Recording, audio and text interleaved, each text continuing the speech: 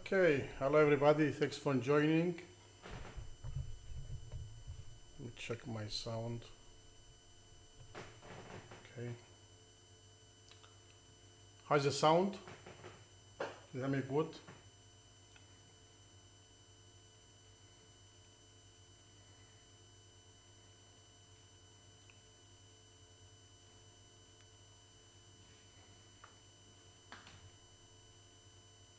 Okay, it looks okay to me.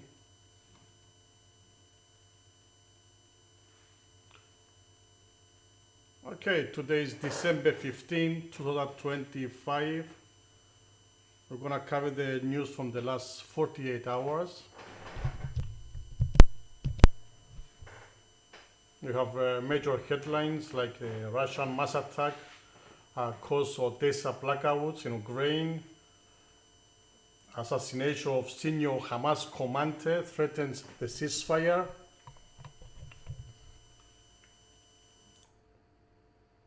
Okay, I hear my voice back. 1 second.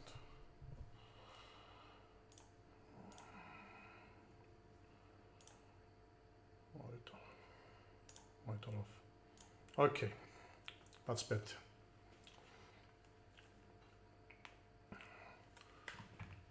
So, okay, let's start now. So we have Russian attack, mass attack caused blackouts in Odesa in Ukraine. Assassination of the senior Hamas commander threatened the ceasefire in Gaza. Zelensky abandons NATO bid in Berlin. Peace talks. Ukrainians, we have polls from Ukrainians opposing the peace concessions. Russian fired lawsuit over their frozen assets amid the war in Ukraine. UK MI6 chief warns of Russian global threat. Ukraine sea drones disable Russian shadow fleet. We have the Kyiv bombing kills Ukrainian serviceman. Russian post-war Donbas security presence. And also have the Australia shooting, anti-Semitic shooting in Australia, in Bondi Beach. And whatever other news we gather in the last moments, we'll go through them.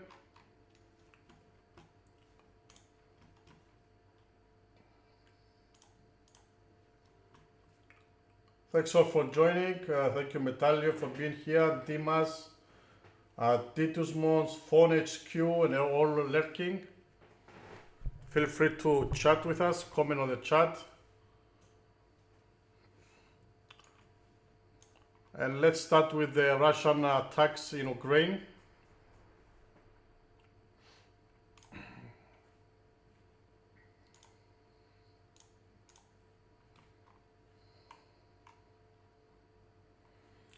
Okay, so what the Russian massive attacks, 450 drones and missiles, especially in Odesa region, striking energy infrastructure, causing extensive blackouts that disrupted the power and water for over 1 million civilians. Ukraine authorities confirm mass outage in multiple southern regions. Attacking the distribution networks obligates Ukrainian logistics and humanitarian support. NATO and new intelligence will assess impacts on stability and the broader world posture. So let me go through that. So the last 2 days,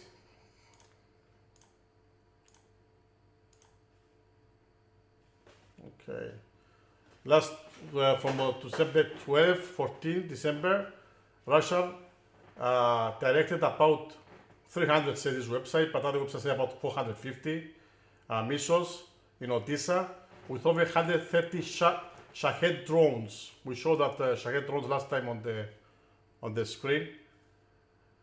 Last Sunday morning alone, according to regional military authority, the strikes target critical infrastructure across the southern coast. This is the longest continuous blackout Odesa has endured since Russia's full-scale invasion began in February 2022. The previous attacks knock out power for hours, sometimes a day. Now as winter darkness falls at 4 p.m. and temperatures drop toward freezing on the entire city is leaning what it means to function without the infrastructure of modern life, and demonstrating why Russia's strategy of breaking Ukrainian civilian morale through suffering has fallen for nearly 3 years. Blackouts are nothing new for wartime Odesa. After previous strikes, 1 or 2 districts might lose power, while repair crews worked through the night. This is different. I took this photo from my apartment on Friday night across the city neighborhoods at the same time. We have some photos here showing the whole Odesa port city here on the blackout.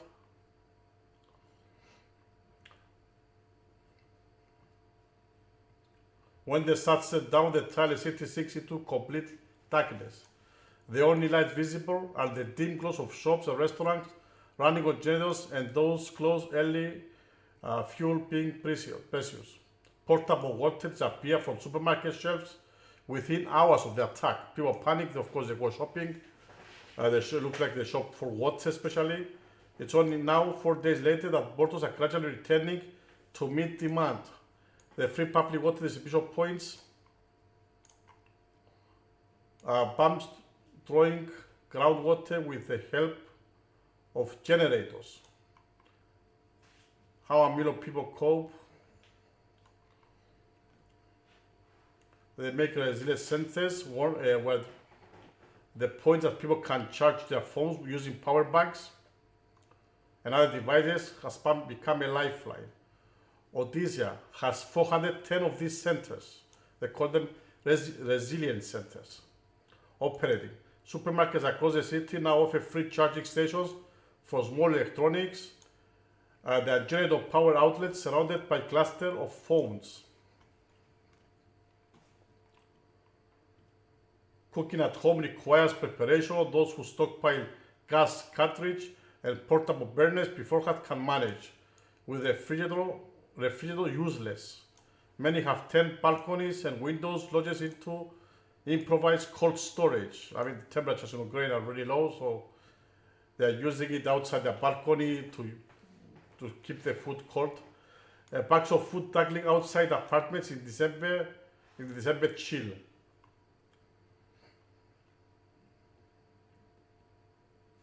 Okay, so let's see some other relevant news from here, from Russia and Ukraine. Says here, we know exactly what Russia wants. Zelensky says Ukraine did not reach territory compromise during talks in Berlin. The issue of Ukrainian territories remains the most sensitive and difficult topic in negotiations, even with allies. Ukrainian President Volodymyr Zelensky has acknowledged that Ukraine and the US currently hold different positions on territorial issues discussed during negotiations. Zelensky made a statement in Berlin, speaking to the media alongside German Chancellor Merz. According to the Ukrainian president, dialogue on territorial matters has been insufficient so far. We know that the big disagreement they have, both sides, it's about territory. Ukraine doesn't want to give a territory. Russia wants to obtain also what they occupied already. They want to keep it. That's been the point at the, let's say, conflict of interest, and they cannot agree on a peace or a ceasefire. Okay, I see my voice. Okay. There was a real progress on many issues, to be honest. I don't know how the aggressor state will perceive this, Zelensky added. Russia's territorial demands and Ukraine's firm position. Zelensky noted that the current draft negotiation documents no longer contain destructive positions, and the issue of territorial concession is no longer on the agenda. At the same time, Kyiv and Moscow visions regarding territory remain fundamentally opposed. Russia wants what it wants. We clearly understand what they want, whether we believe it or not. We know with 100% certainty what they want, he said.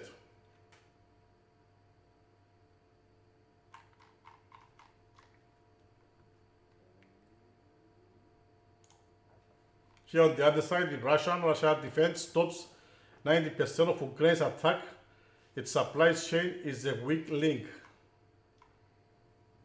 You can see here the air defense system of Russia, Russia defense system, the S-400.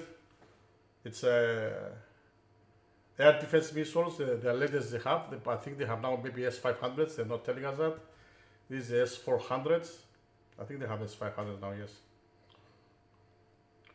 Fewer than 10% of Ukraine's deep strikes actually hit protected areas inside Russia, and fewer still do any significant damage, according to a new report by the Radar Service Institute. Russia's air defense network is stronger and more comprehensive than other credited. Of course, even they hit them, they will not really tell us. But Russian defense does have exploitable weaknesses. For one, Russia struggles to produce critical tech and material in its own territory, relying on foreign supply chains which are vulnerable to disruptions and sanctions. As an example, sanctions can go after middleman companies like Electrotrade, which sold 1.1 million worth of American-made electronics to Russia since the start of 2024. Russian companies are exposed to cyber attacks as well as kinetic ones, when Ukrainians manage to target manufacturing pressure points that cannot bottleneck production. At the same time, Russia's defense can be penetrated and destroyed. They are not insurmountable, but they are a major obstacle to efficiently striking Russia's force and territory.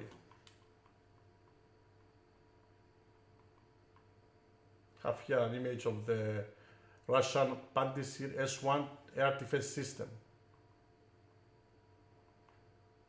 Okay, let's go to the next topic. So let's go to Gaza.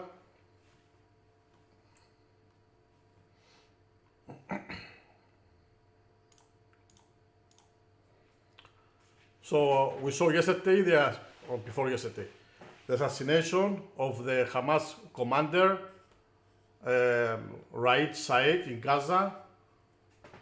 We have let me show you the video. It was done with a drone strike.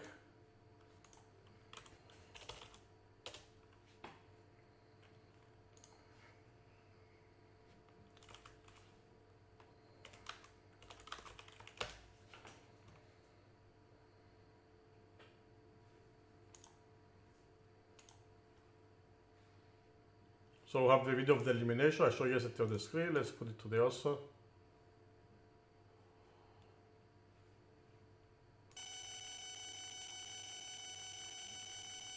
Here's a car, and we saw it got hit by a missile from a drone, it looks like. So this was a top Hamas commander, Raid Shaddad, which actually Israel said that he was a part of the October 7 attacks.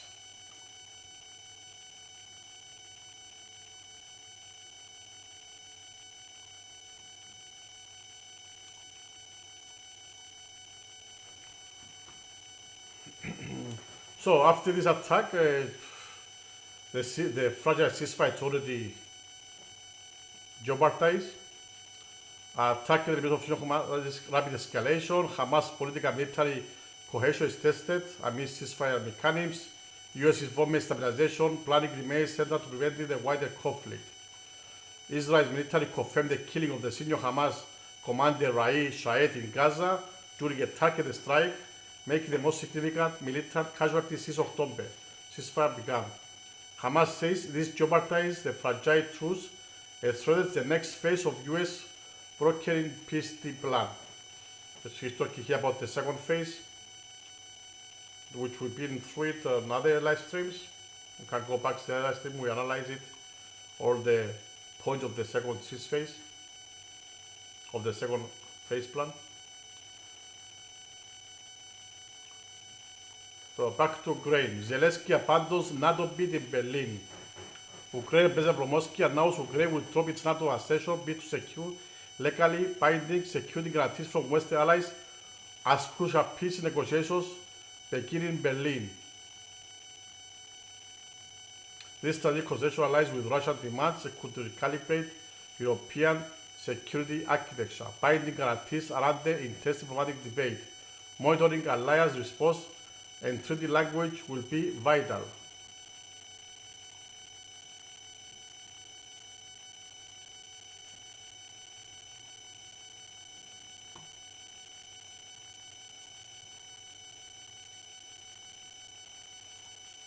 Let me see if something else in the article was mentioning.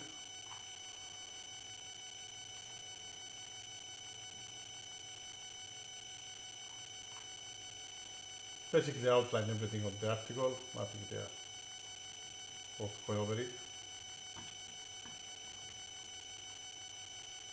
So, Ukrainians strongly oppose peace concessions. A new Kyiv poll shows that the majority of Ukrainians reject significant concessions in peace talks. So you have here some charts.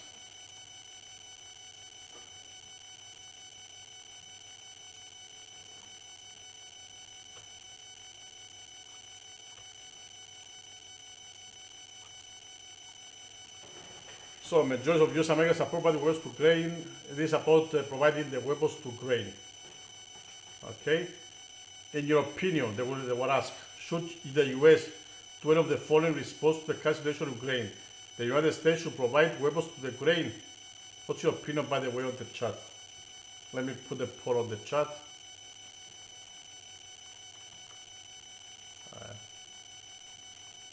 Let me put the poll on the chat and see what's your opinion on that.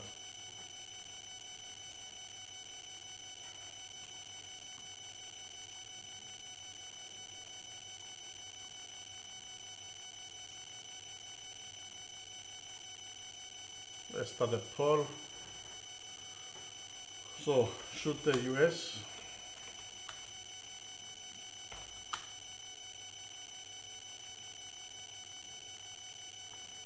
provide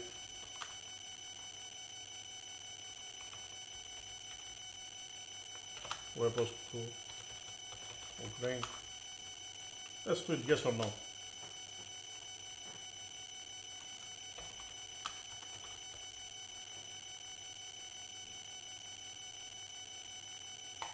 Alright.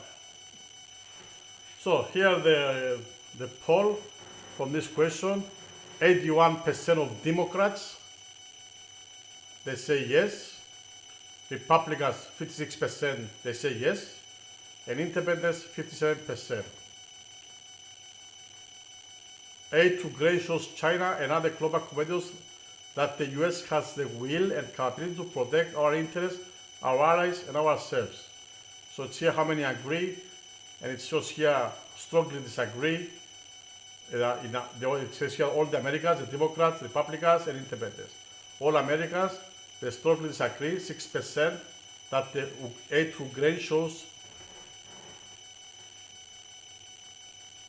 It says here how much you agree or disagree with the following. Aid to Ukraine shows China and other global competitors that the US has the will and capability to protect our interests, our allies, and ourselves. 6% strongly disagree, 17% tend to disagree, 15% agree, and 26% strongly agree about the aid given to the Ukraine.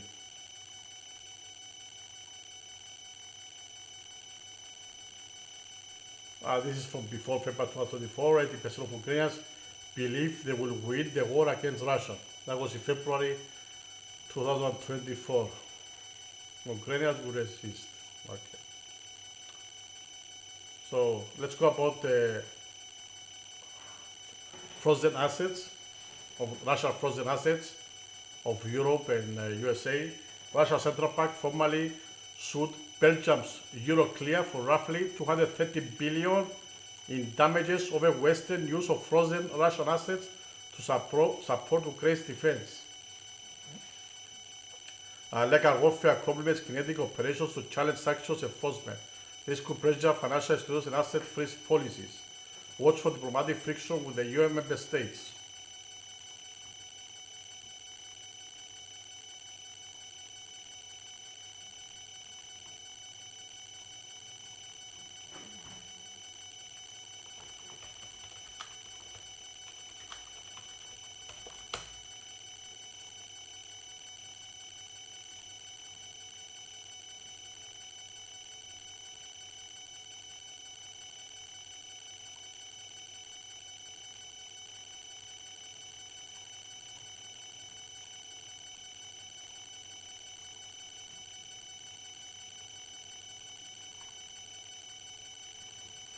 Okay, let's upload the article.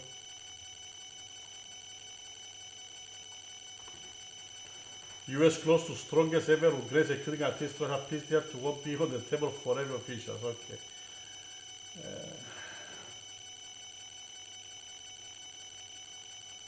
Okay, let's come about the assets first.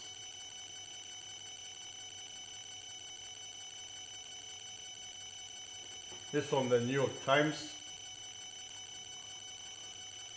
A bitter and bloody war in Ukraine has devastated the country, further isolated Russia from the West and fuel economy insecurity around the world.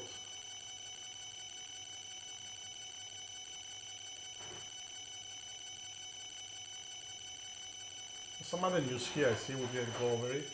Ukraine claims first strike. Aye.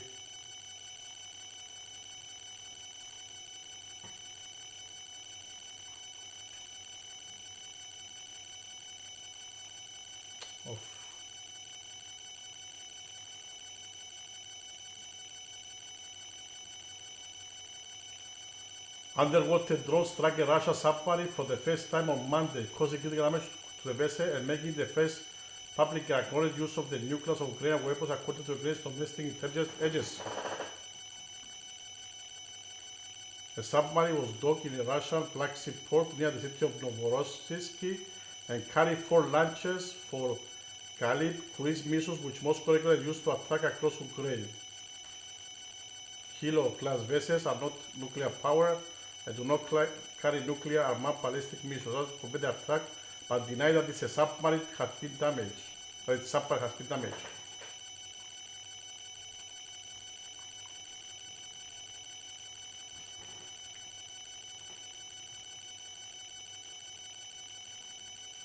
The chat is open for everyone, I think, on the Gaza camera. We don't have a Gaza camera at the moment. Okay, let's go to the next.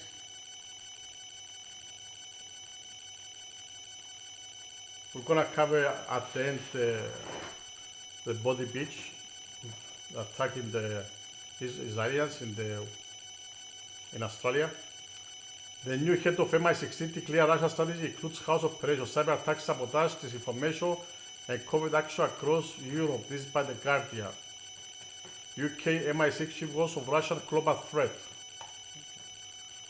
We've been hearing about this global threat like forever. So we don't know if it's going to start from Ukraine or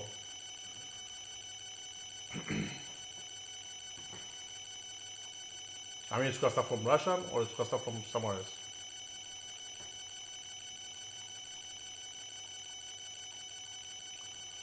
So this is the article. The front line is everywhere. New MI6 had to warn of growing Russian threat. Assassination, blood, sabotage, cyber attacks, and the manipulation of information by Russia and other hostile states meet the front lines everywhere. The new head of MI6 will warn on Monday. Blaze, giving her first speech in the job, is expected to say the UK forces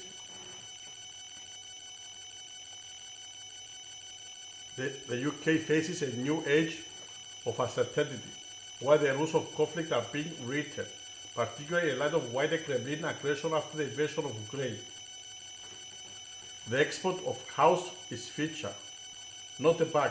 In the Russian approach to international engagement, the agency's first female chief will argue, and until Putin is forced to change his calculus, it is expected to continue.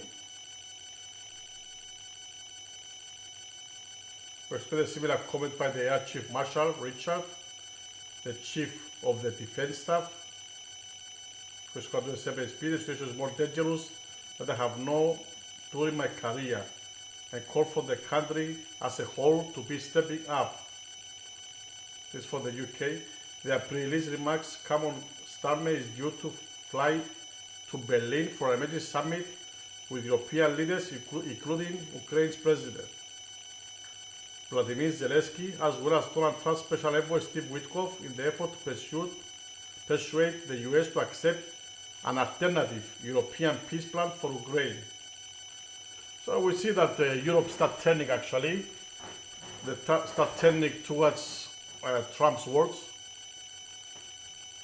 to accept some territorial, to give some territory as Putin wants. Before they were like, that was a red line, but we see in the last few days actually they are more willing to accept that as a peace deal as time goes. Putin should be in no doubt. Our support is enduring.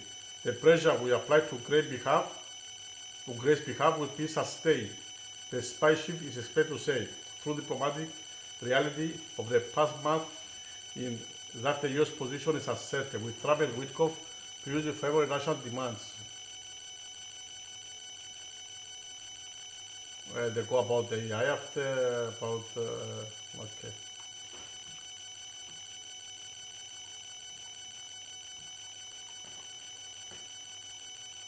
So this we saw before the article. Ukraine sea drones disable Russian shadow fleet. Sea drones strike and disable Russian shadow fleet vessel in the Black Sea, part of a broader effort disrupting sanctioned Russian oil exports. That's by the way.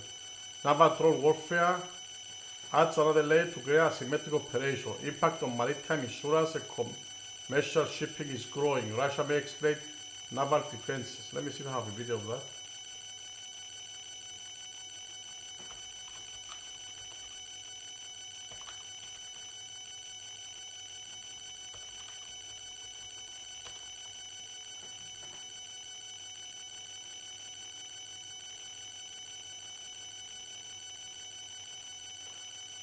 Let me show how it looks the shadow fleet. This is a Russian shadow fleet. The new phase of Russian shadow fleet plays a key role in its hybrid warfare, enabling covert operations and evading sanctions. Suggests that European nations must strengthen countermeasures to protect key infrastructure and security.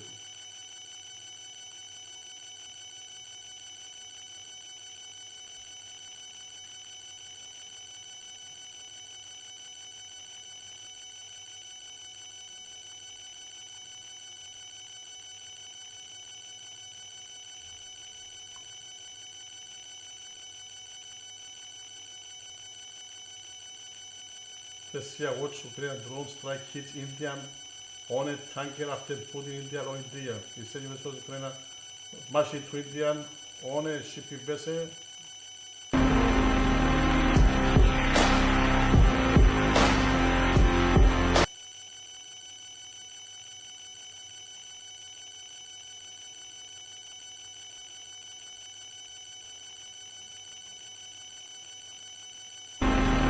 That's from December 11. Indian oil tanker hit the Black Sea. Media immediately labeled it Russian shadow fleet. Follows Putin Indian oil deal signed a few days ago, and serious escalation with major geopolitical consequences. Also know that Russia actually hit some Turkish ships, some Turkish vessels, which were going to supply aid in Odesa. I don't know if I have this here on the news.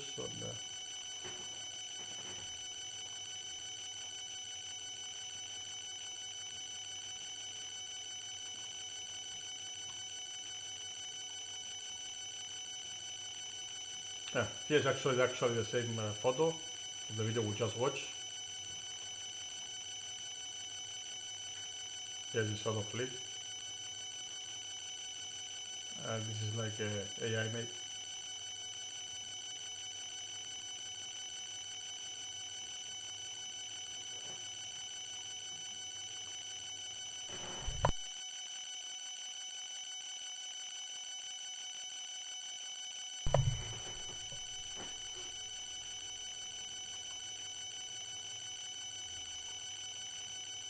So it was an Indian-owned tanker that was hit in the Black Sea. Kyiv bombing kills Ukrainian serviceman. A bombing in Kyiv killed Ukrainian serviceman and wounded several respondents simultaneous Ukrainian stroke strikes hit Russian chemical plants. This is by The Guardian. Urban terrorism and counter-strikes. Chemical facility targeted suggests it's past their world finance disruption. NATO policymakers are monitoring escalation potentials. Explosion of improvised bomb was followed by a second as police and medics arrived, say prosecutor. Drones hit major Russian military chemical maker.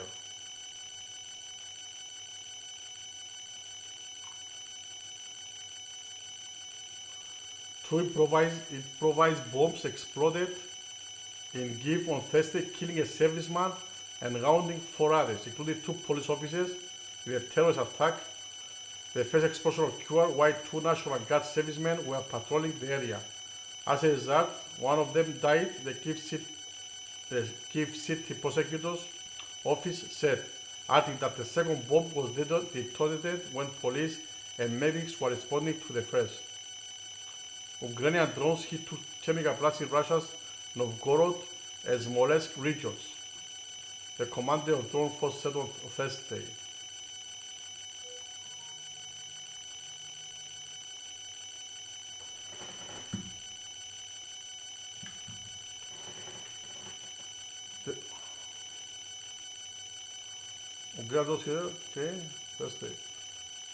The factories were producing components for explosives reused by Russian troops fighting in Ukraine. Other sources, including dissident Russian social media channel Asta, reported the strikes and posted pictures.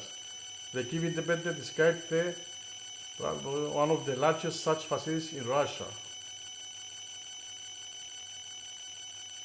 The Ukrainian Minister Command of Thursday denied Russian claims to have taken control of Siversk. It's located about 50 kilometers east of Kramatorsk and Slovyansk. The last two major cities under Ukrainian control in the Donbas region.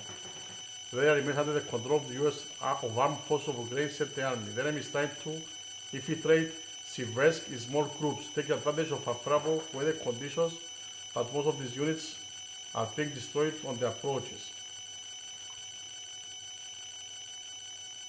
They say that they are advanced near Pokrovsk. We know that Pokrovsk fight will be going on for months now. Casualty from both sides.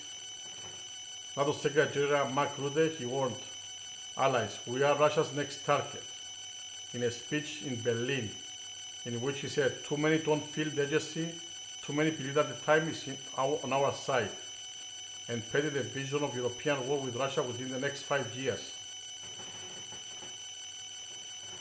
They say about the 210 billion estimate of Russian central bank assets that are frozen in the UN will stay frozen for the foreseeable future, under the plan to be put before EU finance ministers for formal approval on Friday. The US wants Ukraine to withdraw its troops where they still hold the Donbas region, and Washington would then turn into a free economic zone run by they don't know who. President Zelensky said on Thursday, the idea was the Ukrainian troops would withdraw, but Russian troops would not advance into the territory, said the Ukrainian president.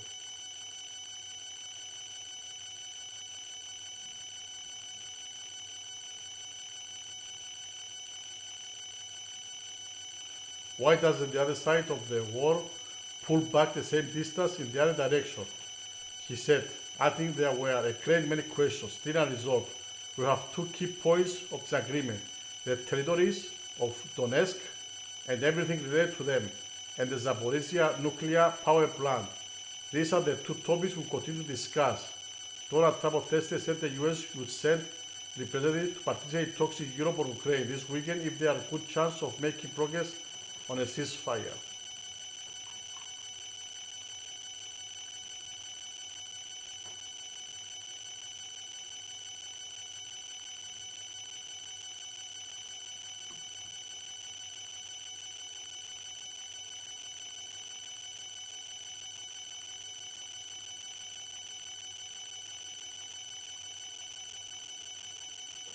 Okay, Russian post-war Donbas security presence.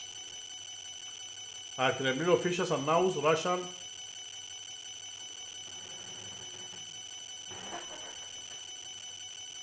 Kremlin official announced Russian National Guard and police forces will remain in Donbas post-war.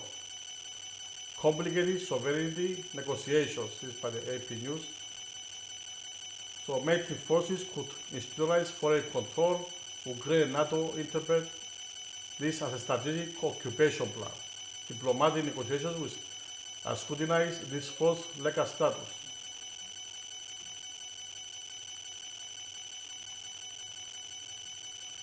A senior Kremlin official said on Friday that Russian police and National Guard will stay in eastern Ukraine's Donbas and obviously the industry-rich region, even if a peace settlement ends Russia's nearly 4-year war in Ukraine. So they're not planning to leave Donbas, they want to stay there. And the remarks by Kremlin advisor Yuri underscore Moscow's ambition to maintain its presence in Donbas post-war. Ukraine is likely to reject such a stance as US-led negotiations drag on. As Zelensky said, Ukrainian units have recaptured several settlements and neighborhoods near the city of Kupiansk in the northeastern Kyiv region, following a month-long operation aimed at reversing Russia's advance there. Kupiansk has in recent months been one of the most closely contested sectors of around 1,000 kilometers, 600-mile front line, and they claim Russian-Ukrainian progress of around 40 square kilometers will be setback of Russia. Obstacles in the push to peace. We know the trade it's a push. European leaders seek to see negotiations after one month European.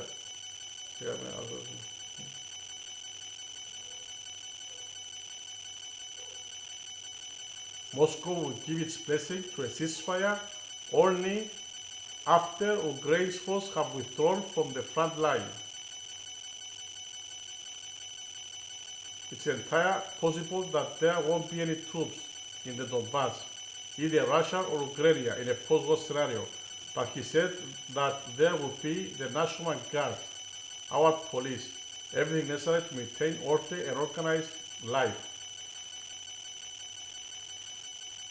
It goes about the negotiations.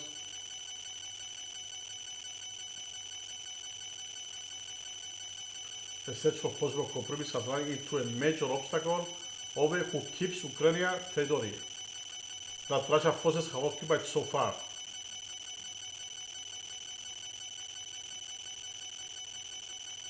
Ukraine says its constitution doesn't allow it to surrender land. Russia will illegally annex Donetsk and 3 other regions illegally in 2022 says the same. Ushakov said that no matter what the outcome of peace talks, this territory, the Donbas, is Russian Federation territory.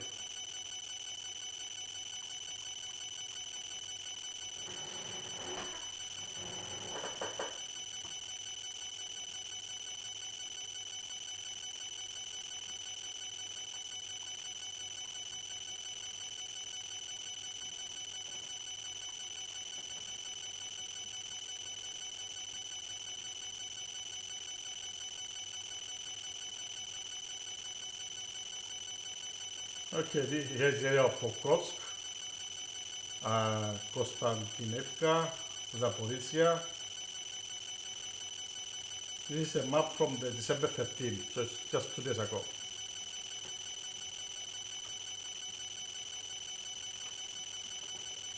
This is a Donetsk Oblast,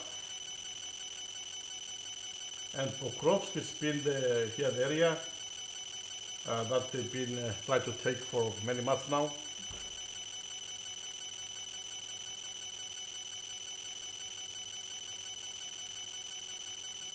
Wait, I have the wrong chat here. Can you follow me? I want to put the other chat. Okay. Yeah, let me see your comments.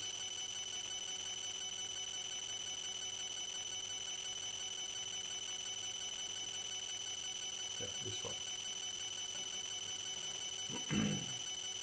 So you can see all of the red where actually Russia has already occupied all this area. All the red it's Russia control. And the circle is significant fighting in the past 24 hours. Here I go start. in Costa Nivka, in Pokrovsk, Zaporizhia,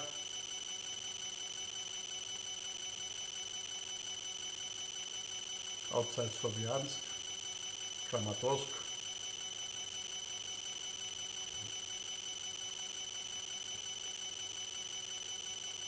in the red here, it's a cities controlled by the DPR and LPR. Cities with the orange, cities where fighting is currently taking place, and in blue, it's cities controlled by the Ukrainian government, in blue.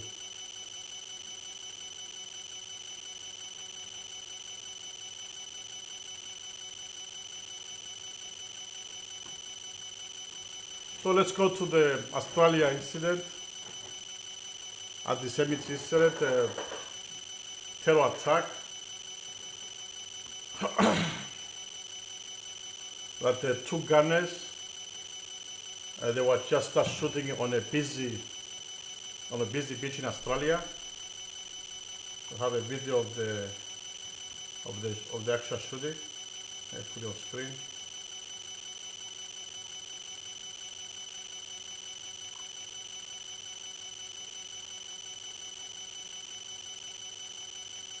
There's a shooter, one of the shooters from Pakistan.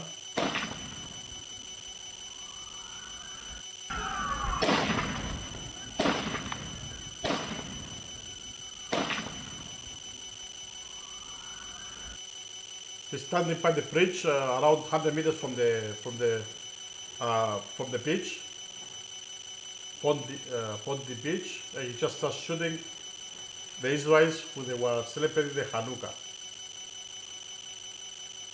At least 16 dead and 42 in hospital. After this attack, his name is Nabil, from Pakistani origin and student of Islam. In February 2022, posted on social media, Islamic teacher Adam Ismail of Al Murad Institute congratulated Nabil on passing the iQra book and Tajweed this morning, perfecting he solved the rules of Tajweed. A homemade bomb was found at the scene in a car linked to Sajid. Sajid had 6 firearms licensed to him, which police say have all been recovered. Sajid arrived in Australia in 1998 on a student visa and transferred to a partner visa in 2001. Chief Mike Berkes, RCO Chief Mike Berkes, admitted that one of the terrorists was known to the intelligence community. The father and son had been living in Bonnie in southwest Sydney prior to the attack. It was a father and a son actually. We see here the son. Here, another one of my dear students. Just congratulating him.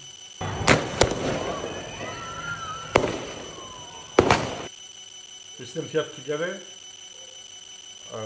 By the way, if you have kids watching this, take it away from the screen. This is disturbing images. They are standing on a bridge. Both of them, the father and son, is just shooting the Israeli people when they were celebrating the Hanukkah.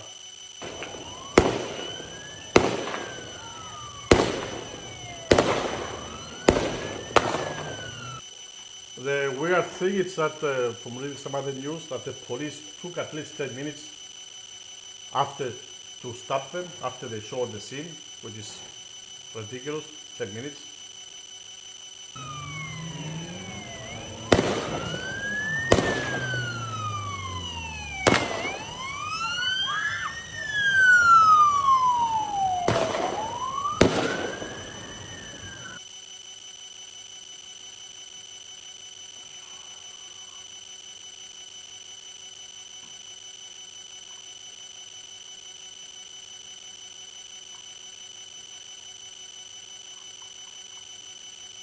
Let me cover this in a brief.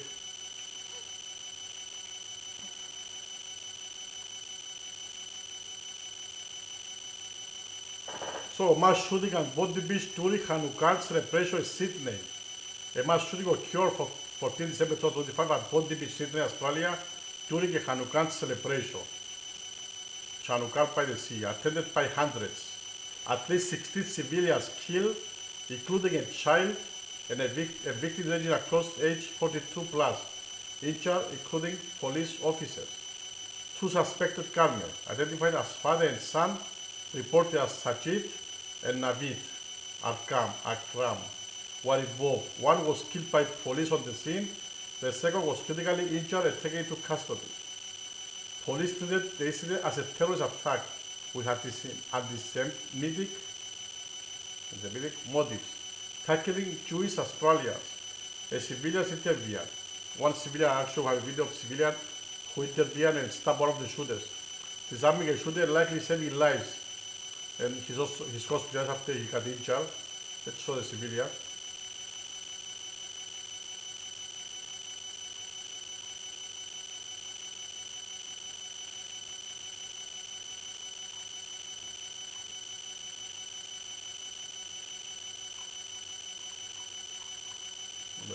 Yeah.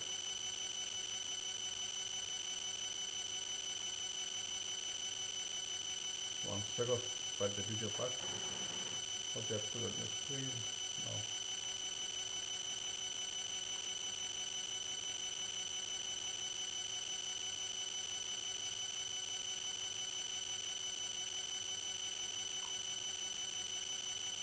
There are some disturbing scenes in there.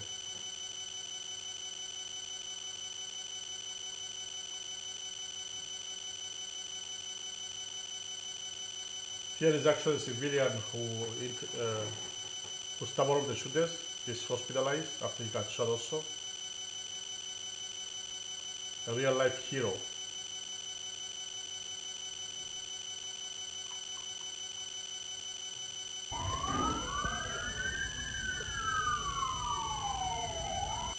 This is from another angle on the bridge where they were shooting.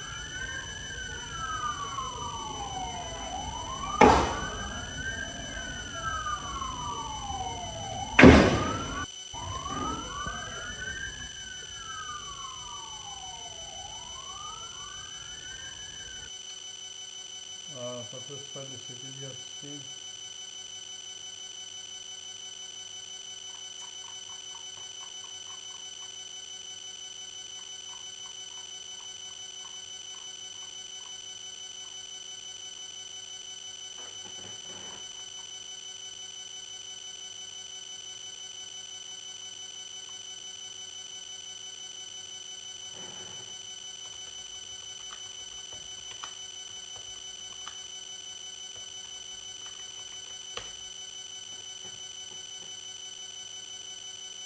Oh, here. There it is.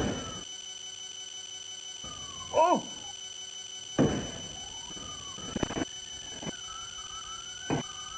Here's the scene of the civilian who actually stabbed one of the shooters, probably saving few lives.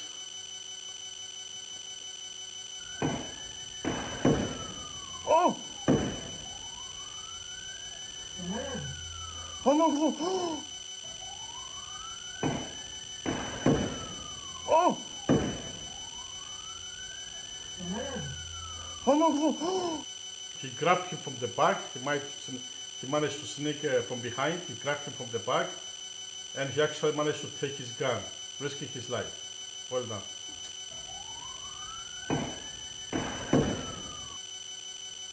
Oh! Oh no! Oh! When I look at this at first, I thought he must be military trained, but actually he's just has his owner of a shop selling tobacco, I think. Let me find the story. Oh! Oh no! Oh!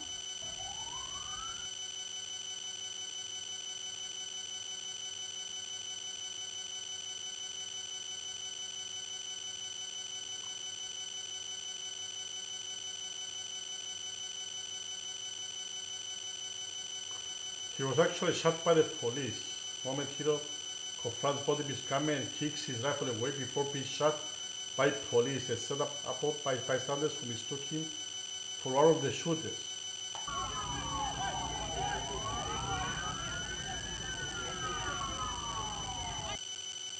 So yeah, I was looking to find how he was shot because he didn't get shot at the scene. So here it says by Delhi Mall that that's actually the hero who stopped one of the gunman. He was actually shot by the police. They pretended him. They thought he was one of the shooters.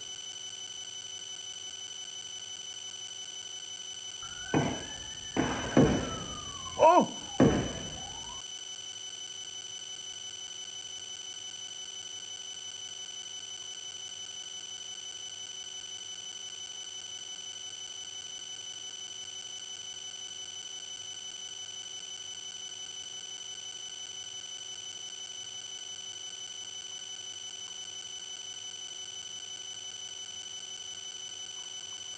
I also read about the articles that he got some. They sent some donations for being a hero.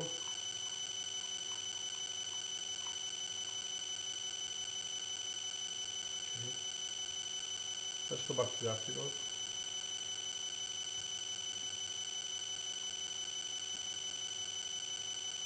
So a civilian intervened disarming a shooter, likely saving lives, and the individual is hospitalized with serious injuries, according to news.com AU, Australian site.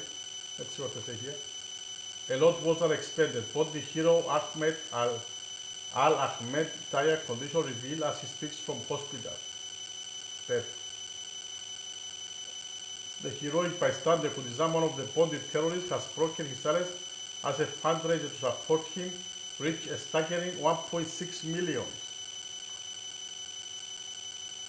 The heroic bystander who took down and disarmed one of the Bondi terrorists has spoken for the first time from his hospital bed as public funders support him and his family surpassed a staggering 1.6 million.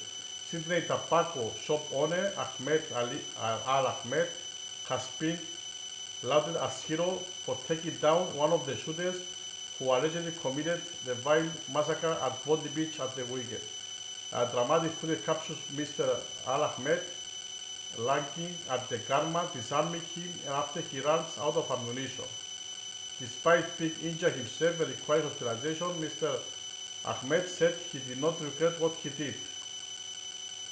His migration lawyer Sam, speaking to the Sydney Morning Herald, said the pain had started to take a toll on him while revealing he feared Mr. Ahmed may lose his arm. He's not well at all. He's ridden with bullets. Our hero is struggling at the moment. Mr. Isad said Ahmed sustained about 5 bullet wounds across his left arm, one plugging into the back of his left shoulder blade. His loss was unexpected. When you think of a bullet in the arm, you don't think of serious injuries, but he has lost a lot of blood. Ahmed, a humble man, he's not interested in coverage. He just did what he was compelled to do as a human being on that day. So Ahmed here, he's a proof that not all Muslims are bad. Some of them, they follow the logic, save their innocent people, and not all the we cannot say all the Muslims are bad people because of some of them they are very bad, but we cannot say all of them. He's an example of a good person, even if his religion is different than ours. He's a good example. He gets a gratitude from being in Australia. He gets that gratitude from being in Australia. This is a way of conveying his gratitude for staying in Australia, for being granted citizenships. Mr. Ahmed was earlier named as a food seller from the Sunderland Shire. Despite confirmation, he was actually owned and operated his own tobacconist and specialist convenience store since 2021.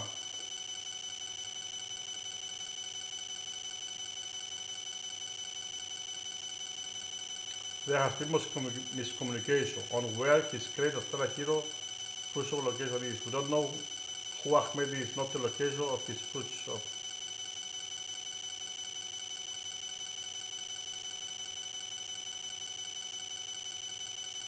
Thousands of well-wishers have saluted Mr. Ahmed, favoring by donating 1.6 million to a fundraiser created to support him and his family.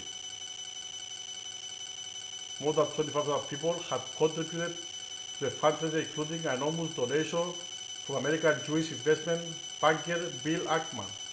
Mr. Ackman, whose net worth sits around 9.5 billion, donated 999 after entering a verified platform to set up a fund to support the hero and his family. So why he donated just 99,999? He didn't donate 100,000. Okay, play with the numbers there. After witnessing the extraordinary actions of the hero who helped disarm one of the attackers through the body tragedy and an act that prevented the loss of countless more lives, we felt compelled to act. The GoFundMe description reads, in the moment of chaos and danger, he stepped forward without hesitation. His actions were selfless, instinctive, and undeniably heroic, taken without regard for his own safety. Ellie reported that he was shot twice in the process while protecting others. Ahmed is a real-life hero. Last night, his claim of bravery, no doubt, saved countless lives, where he disarmed a terrorist at enormous personal risk. Mr. Minz wrote.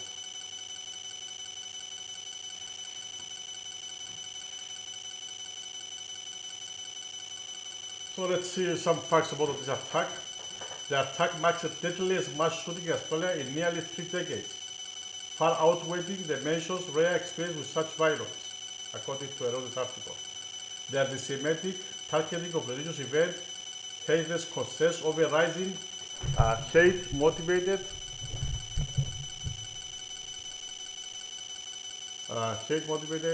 violence and domestic extremism. National security implications. Australia's gun laws, among the strictest globally, are under immediate review, with leaders proposing reforms to licensing and possession rules. Global democratic rivals. World leaders have condemned the attack. International security cooperation on extremism may increase. So what to expect next? Official motive findings as investigations conclude whether ideological links, extreme affiliations are confirmed. Gun law reform actions by the Australian government and responses from political stakeholders, security posture, change at public events, Jewish community centres and across Australia's major cities. Updates on casualties and conditions of those wounded, including civilians who intervened.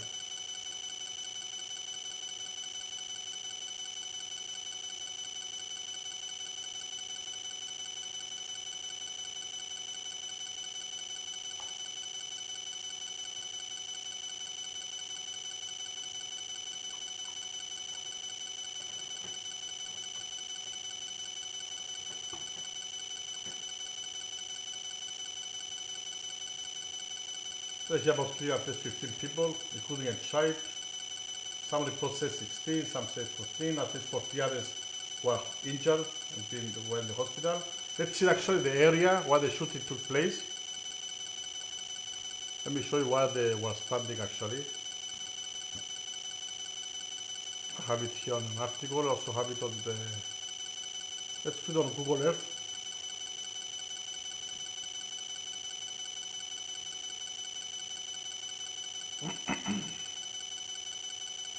Okay, Google Earth, what is it now?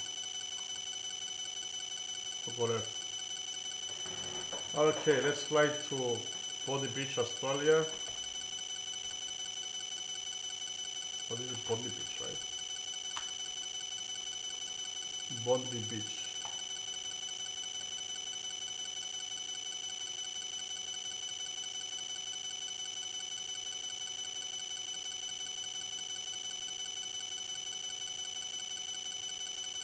So here is this nice sandy beach in Australia.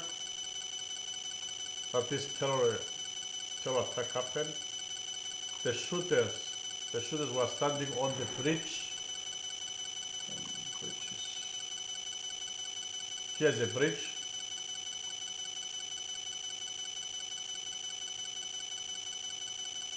The two shooters were standing here and they were shooting towards people in the beach.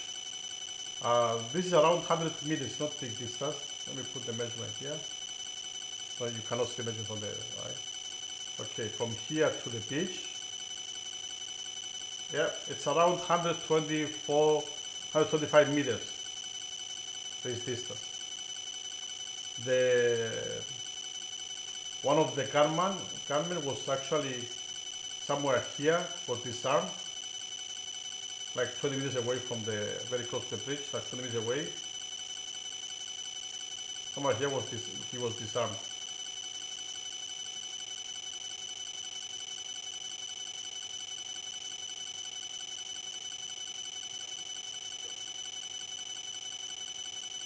So there were, four of them were standing here on this little bridge, which actually the police supposed to get to them faster. I don't understand why it took so much time.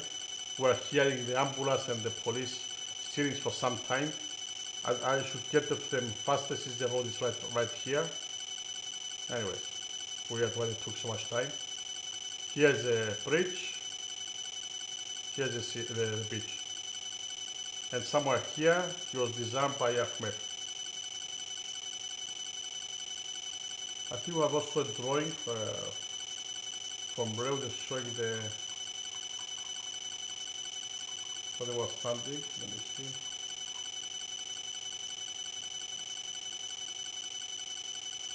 I think I had down on the article. Let me see what it was.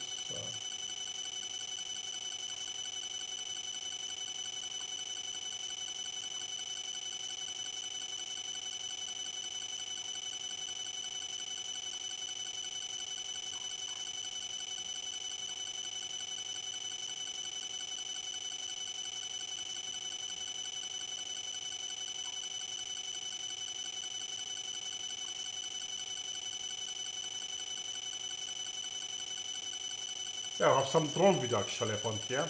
I put on the screen.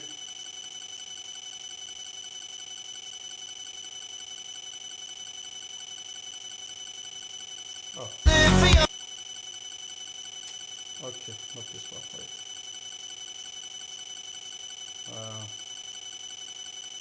Here.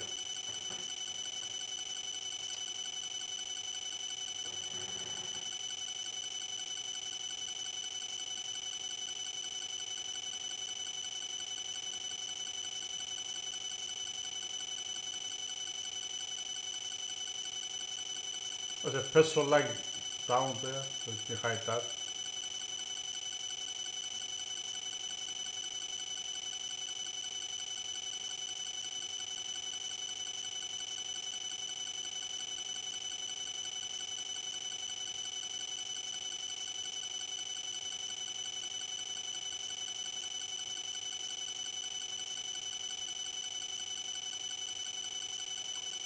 Ahí.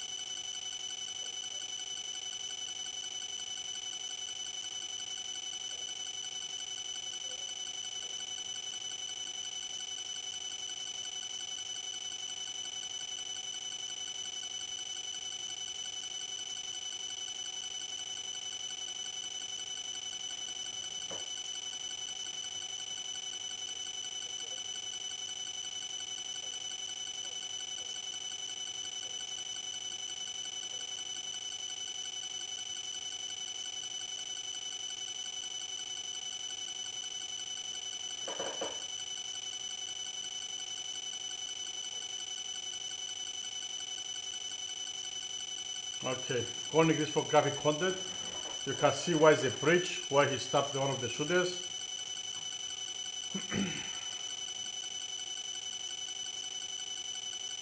And the action park, they were shooting towards the action park and towards the beach.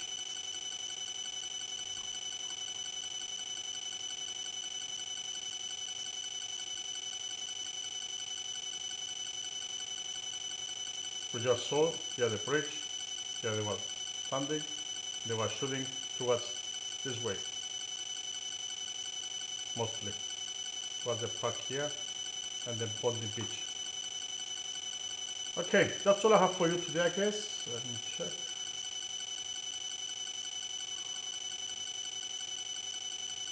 Wait.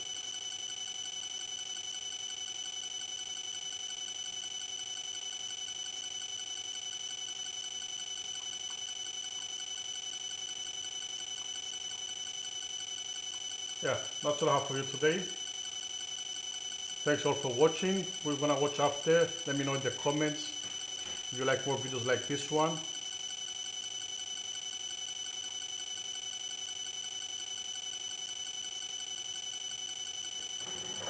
So don't forget to subscribe, like, press the bell to get notifications. You can join us, become a member. Thanks to all the members who joined already. Have a lot of active community of members. Thanks all for the support, and I will see you on the next one.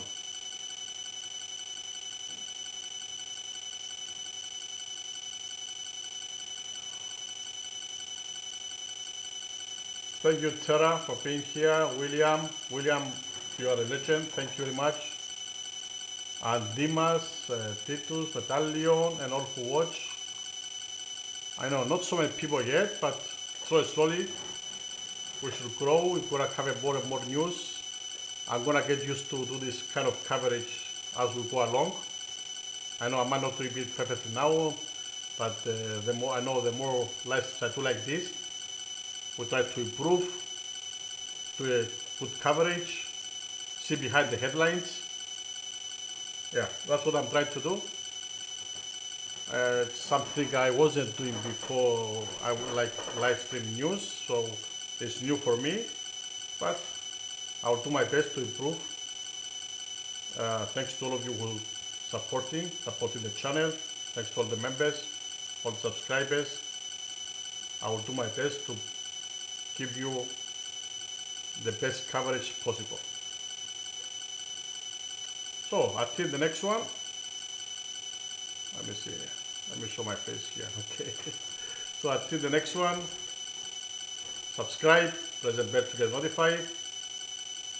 Feel free to join us as a member.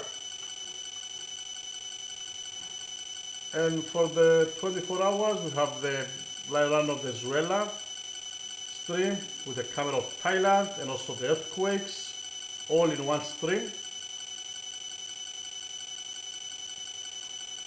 Since the Venezuela crisis is still going on, and if something changes, we might start a new set of streams for 24-hour stream, depending on how the global situation goes. Let me adjust also here the camera on the Thailand.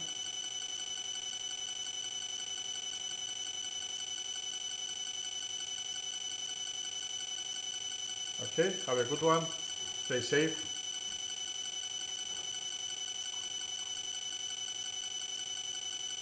And I'll see you on the next one.